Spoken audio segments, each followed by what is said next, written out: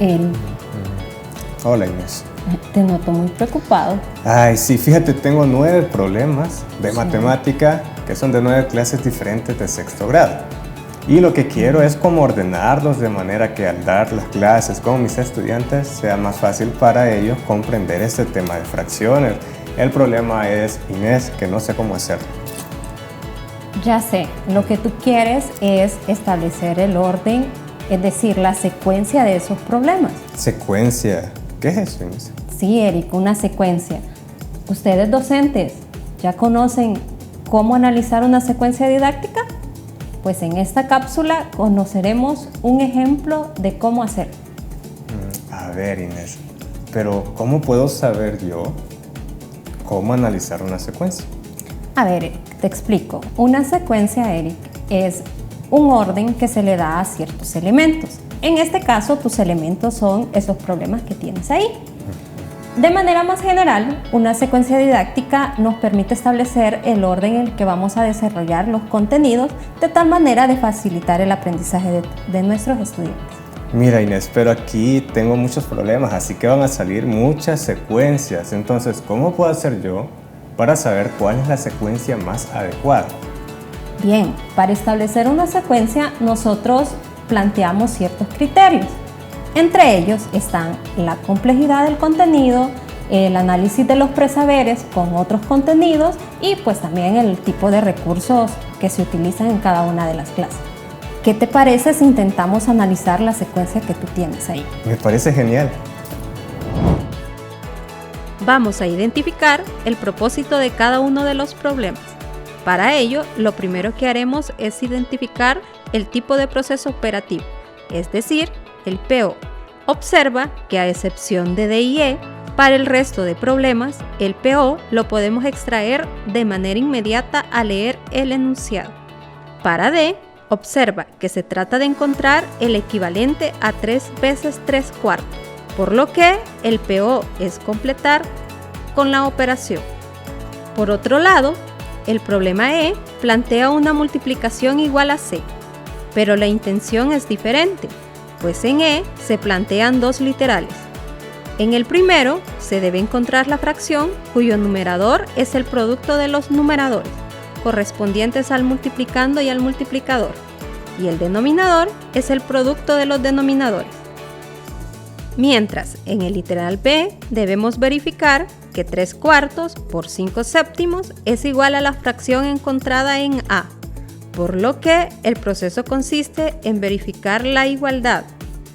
Ya que analizamos el proceso de cada uno de los problemas, si nos fijamos ahora en el PO, podemos formar dos grupos, uno con aquellos donde el multiplicador es un número natural y otro donde es una fracción o número mixto. Además, en cada grupo también difieren los problemas en aspectos como si se utiliza recurso o no, el tipo de recurso que se utiliza, así como la respuesta que se obtiene. Analicemos el primer grupo. Para ello, presentemos la información en una tabla y escribamos las características para facilitar el análisis. Tratemos de ordenar del más simple al más complejo. Observa que en el problema A, el multiplicando es una fracción propia. El recurso es la gráfica de doble recta numérica que profundizaremos en contenidos posteriores y el resultado es una fracción impropia. Ahora, en B, el multiplicando es una fracción unitaria.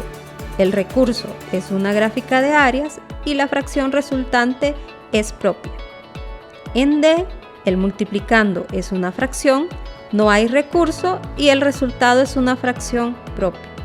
En H, el multiplicando es un número mixto, tampoco hay recurso y la fracción resultante sigue siendo una impropia. Y finalmente, I tiene como multiplicando una fracción. No hay recurso y el resultado, además de ser una fracción impropia, debe simplificarse. Podemos ordenar según características. Si observas, por ejemplo, B tiene un multiplicando sencillo. Además, la gráfica de áreas ayuda a ver de manera gráfica que el resultado es 3/4. y permite introducir de manera sencilla el algoritmo para la multiplicación de una fracción por un número natural. Así que podemos colocarlo primero. Veamos cuál es el segundo. El problema I se ve sencillo, pero en todos los problemas restantes el resultado es una fracción impropia, pero en este debe simplificarse. Así que buscaremos uno más sencillo. D es una buena opción, ya que puedo utilizar un proceso similar al propuesto en B. Entre A, H e I, aunque A involucra otro recurso, ni el multiplicando ni el resultado son diferentes a los anteriores, así que lo podemos dejar como tercero. Finalmente, debemos elegir el siguiente entre H e I. En ambos no se propone el uso de recurso. Uno tiene la dificultad que el multiplicando es un número mixto y el otro que el resultado es una fracción impropia que debe simplificarse. Para H sabemos que un número mixto puede transformarse en fracción impropia, mientras que para I sabemos cómo simplificar una fracción, por lo que puede considerarse ambos como casos particulares de la multiplicación de una fracción con un número natural. Así que las podemos dejar en el orden que están. Así, el orden propuesto para este grupo nos queda B, D, A, H e I. Así colocados, se va creando un proceso de lo más sencillo a lo más complejo. Sigamos un razonamiento similar al anterior para los problemas del grupo 2. En todos los problemas, a excepción de F, el multiplicando es una fracción. Y de todos estos, solo G tiene como multiplicador una fracción unitaria y su resultado es una fracción propia. Además, si observas el enunciado, hace una relación con la forma de interpretar la multiplicación por números naturales, por lo que G es el problema menos complejo. Luego, podemos considerar los problemas donde tanto el multiplicando como el multiplicador son fracciones no unitarias, es decir, J, C y E. De estas, en C y E, el resultado es una fracción propia en su mínima expresión y más aún tiene asociada la misma multiplicación de fracciones, pero al observar el enunciado de C, en la información que brinda la pista, la mascota sugiere apoyarse de la multiplicación de una fracción por una fracción unitaria, tal como se hizo en G, lo que corrobora que G debe ir antes de C. Así, puedo resolver escribiendo el multiplicador como una multiplicación de una fracción unitaria y un número natural, por lo que C es el apropiado para ir de segundo. Luego, en E, al observar el enunciado, busca deducir el algoritmo de la multiplicación de fracciones y comprobar el resultado con lo realizado en C. Así que colocamos el problema E de tercero. Para J y F, tal como se analizó para el grupo anterior, la dificultad es similar, ya que en uno debe simplificarse y en el otro pasar números mixtos a fracción, por lo cual podemos dejarlos en el orden en que están. Así, para este grupo, el orden propuesto es G, C, E, J y F. Recordemos que en el primer grupo el orden definido fue B, D, A, H e I. En el análisis del segundo grupo, algunos problemas necesitan de la multiplicación de una fracción por un número natural. Así que los contenidos del primer grupo son los primeros dentro de la secuencia. ¿Qué te parece nuestra secuencia?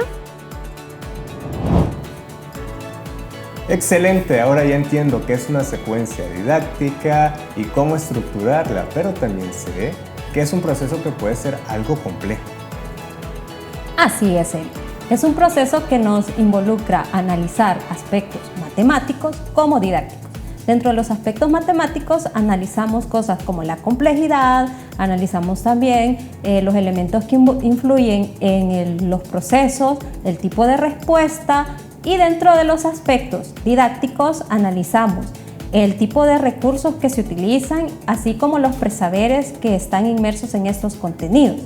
Pero no te preocupes, Para esto tenemos nuestro libro de texto y podemos revisar nuestra guía metodológica donde podemos observar el indicador de logro que nos marca el propósito de nuestra clase.